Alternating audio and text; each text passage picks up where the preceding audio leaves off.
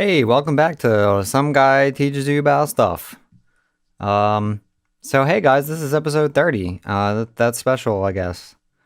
So that's cool. Last time I said what we were gonna work on was to sort of introduce our main bass in the drop to the listener as sort of a lead up into the drop. And the way we're gonna do this is we're gonna use a reverse reverb technique. So basically what I'm gonna do is create a new audio track. And then in the input section, we want to take our bass group because we want every bass together. So dist basses, we're gonna look for that.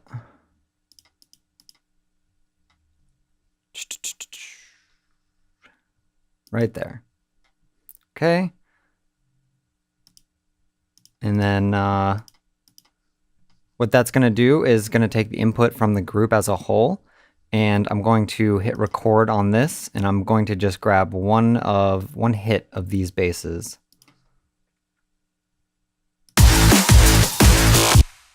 Okay, so now if I just listen to this,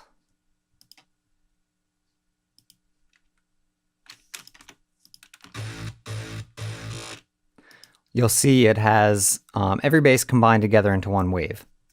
So now what we want to do with this is delete everything but just the first one.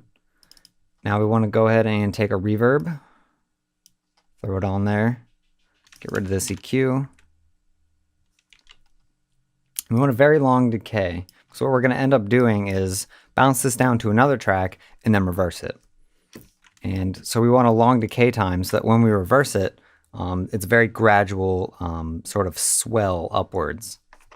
So you see what I mean when I do it. Okay.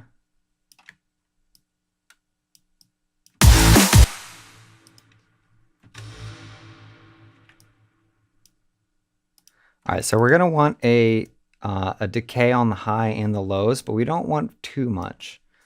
So we're going to bring up those by a little bit, but we're going to actually bring them down the spectrum and up the spectrum on the low decay as well.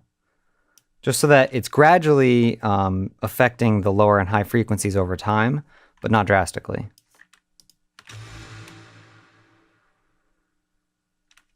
Okay, we might make the decay time just a little bit longer.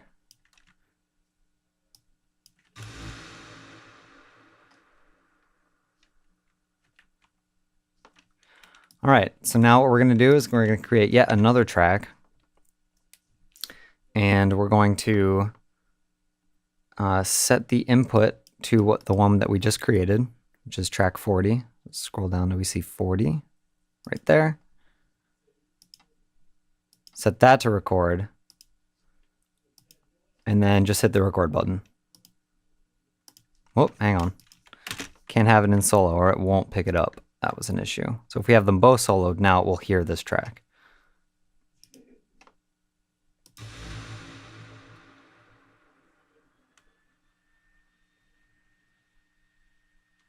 All right, so now we have the entirety of the reverb. Now we can turn this track off for now. If we want to do it again, if we're not happy with the end result, we can go back to this track, and then we can delete this once we're satisfied. So right now I'm just going to go ahead and minimize it. I'm going to go over here, take this, once again, get rid of this EQ, go into the file itself by double-clicking on the clip and pressing this reverse button. So now we have the reverbed effect but reversed. We're just going to drag it to before the drop. Now this very end bit here is actually where the dry bass sound is hitting. So 9 times out of 10, that's not what you want in there if you're just going for like a gradual sort of swell upwards. So we're just going to go ahead and drag it back that way and then make up for the distance there. All right, so now let's take a listen. Probably bring this up in volume. Listen to how this builds up with the rest of the song.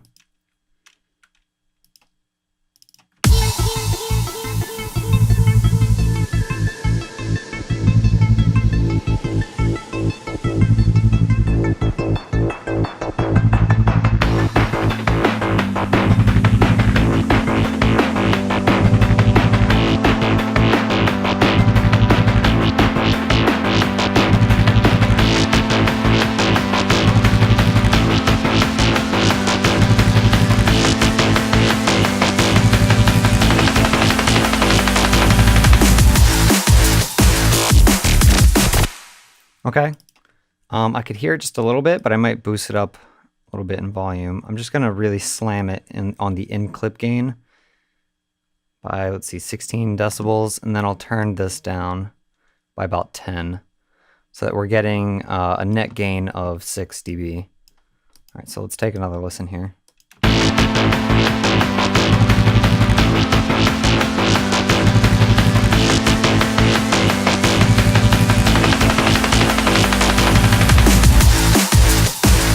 Okay, that's a little loud. And it might actually drag out back the end here. So it doesn't quite get so loud at the end. So let's drag that back down in volume. Take another listen.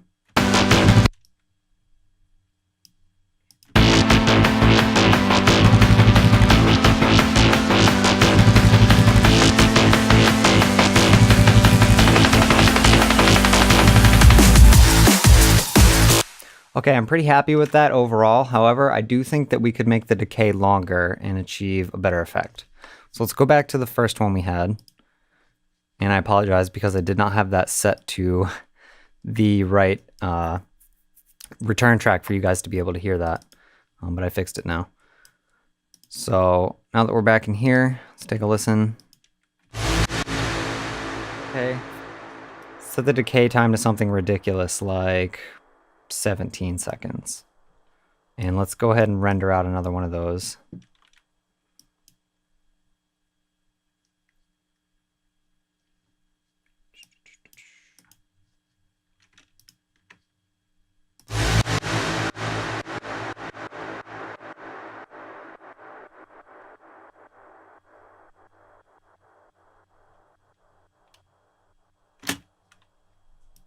Okay.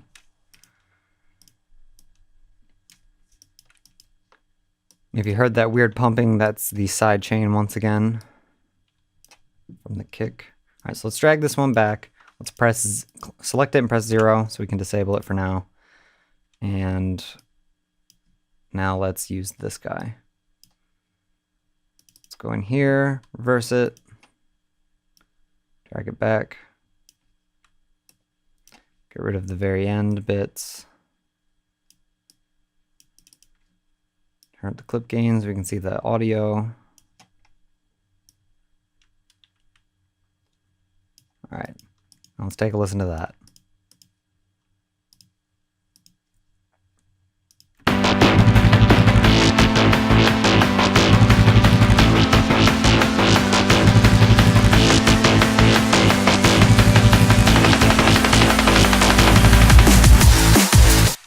All right, that's pretty good.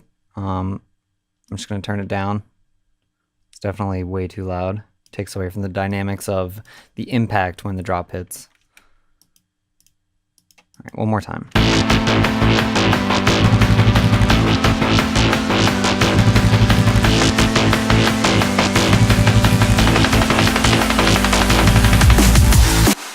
All right, that time was too low, so let's split the difference. Go about -20.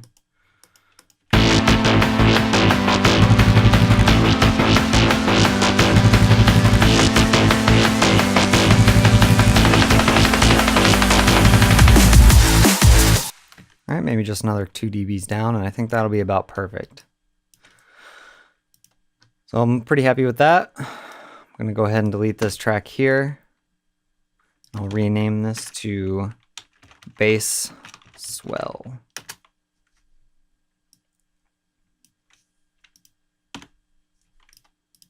Go ahead and color that light blue, I guess. Some sort of teal. Green, sure, that works. I like to color my effects all a different kind of color that I don't normally use for other tracks, just so I can tell that it's not like an instrument or anything from afar. All right, now I can go ahead and minimize that. And another thing I feel like we need to add is we have some sub content on the bass, the main bass here in the drop, but we don't have a dedicated sub. So I think we should try adding this actual sub into here and just have it copy what this bass is doing and see if that helps the drop sound a little more full, especially in the low end. So all I got to do is create a clip. These are just 3 A notes.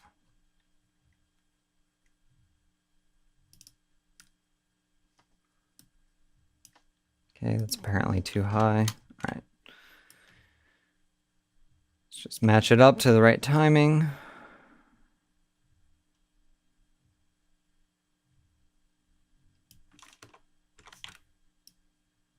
Okay. All right. So now we have this automation here for the volume. I'm gonna have that instantly drop a little bit once it hits. And then we can adjust this automation here to however loud we want the sub to be for this drop part. We very well may want it to be louder for this part where it's copying the chords, playing the low end of the chords. But we'll adjust that to taste. So let's just drag this over.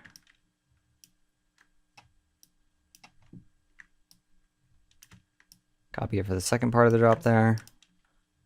And let's take a listen.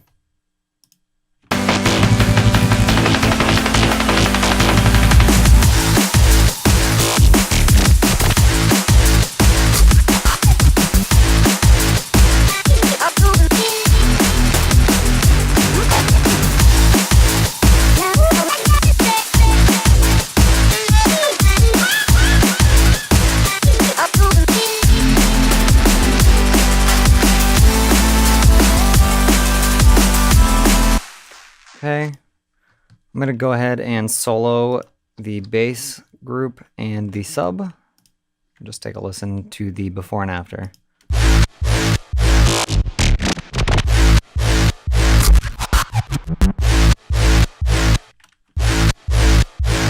Okay, let's take off the sub now.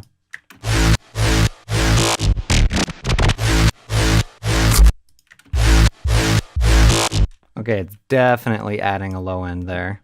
We're definitely getting a lot more power out of that.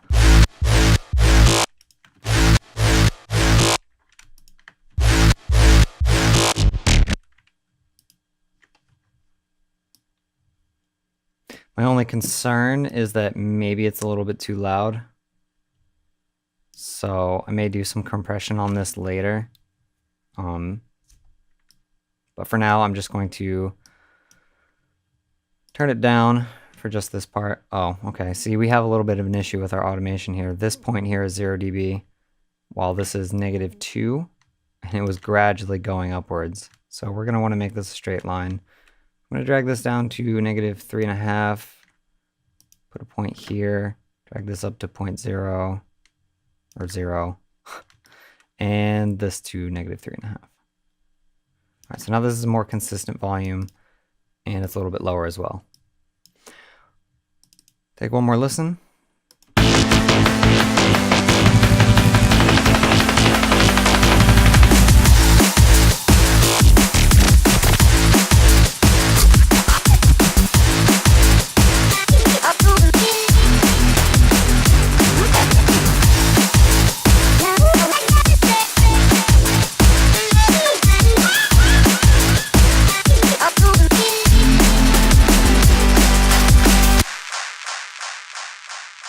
Okay, that sounds good. And I think we're about ready to move on, guys. On the next episode, I'm going to have the melody from this drawn into here, and then we'll figure out some sort of transition and go into, we'll write some more music. So I'll see you on the next episode.